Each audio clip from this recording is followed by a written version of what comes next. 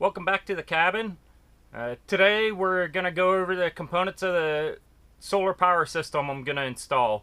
So I'm going to first take you out and show you the batteries and the solar panels that I purchased off a friend of mine. So let's go out and take a look at that right now.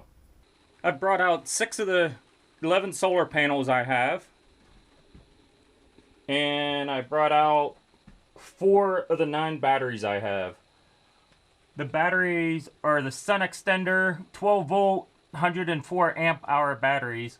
They are all used, but they're still in good condition. The solar panels are the Unisolar 64 watt 3.88 amp panels. And they look like normal solar panels. And I'm going to install everything right in this area here. So the batteries are going to be down there on the floor, or maybe raised up just a little bit. Some of the components will be on this wall, some will be on the back wall, and some will be over here on this wall. But this whole end is going to be the heart and brains of this solar energy system. I'm going to run a power line from inside the shed there from the batteries. I'm going to dig a trench from somewhere right in this area across over to where that gray bucket is and come up out of the ground and hook into the cabin. And I'm going to use this black PVC pipe as a conduit to run the cable through. And I do plan on putting an outside outlet somewhere right in that general area also. So let's go ahead, get inside, and I'll show you all the components I bought. Okay, the other component that's going to be outside is this one right here.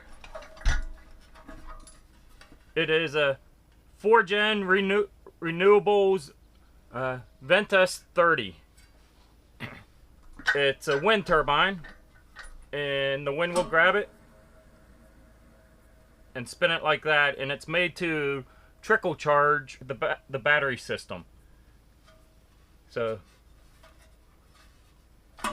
as you can see, it doesn't make very much noise when it's spinning about as fast as it can spin. It doesn't put out much power, but then again, it's not made to put out a lot of power. It's made to trickle charge. So this, as you can see, has some mounting brackets. I'm gonna get about 25 feet of galvanized 2-inch pipe and stick this near the top of it. I'm hoping to get it at least 25 feet, if not 30 feet up in the air. So, and it's gonna just mostly come into play in the winter time when there's not much sun up here. Hopefully this will put out enough power to keep the batteries charged during the week. So there's that. Here's the eco-worthy PV combiner box. The wires are gonna lead from the wind turbine and the solar panels into this box.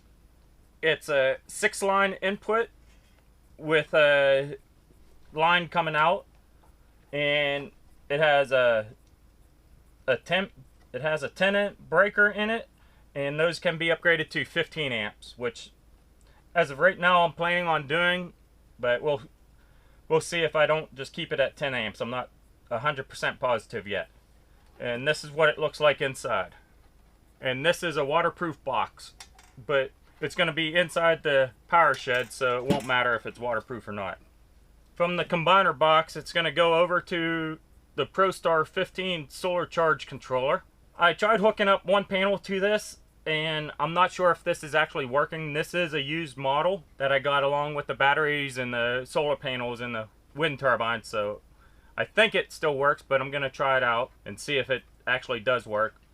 If not, I will be looking into getting another solar charge controller. It's going to go from the solar charge controller down to a bus bar, and I got 2 sets of these bus bars, a negative and a positive, and that's so one can be going from the charge controller down to the bus bar, down to the batteries, and the other one will be coming from the generator to the batteries. And next is a Giandel Pure Sine inverter with solar controller, and it's a continuous at 2200 watts with, I believe it goes up to about 3,000 watts max.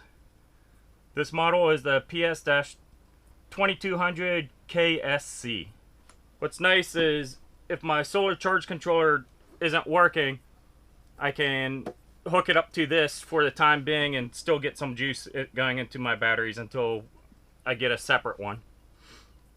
So I got this, and this will be coming out of the batteries, and it does come with two sets of battery cables, or one set of battery cables, which is nice. So the next I have is the Iota DLS 30 Series M, and this is the this will go between my generator and the batteries, and this is so I can charge the batteries with my generator. And between this and the batteries will be another set of these cables, or these bus bars. That's everything I have for you today. Hopefully next week the weather is cooperating a little bit better and I'll be able to actually start doing some of these installs. Have a good week, everyone.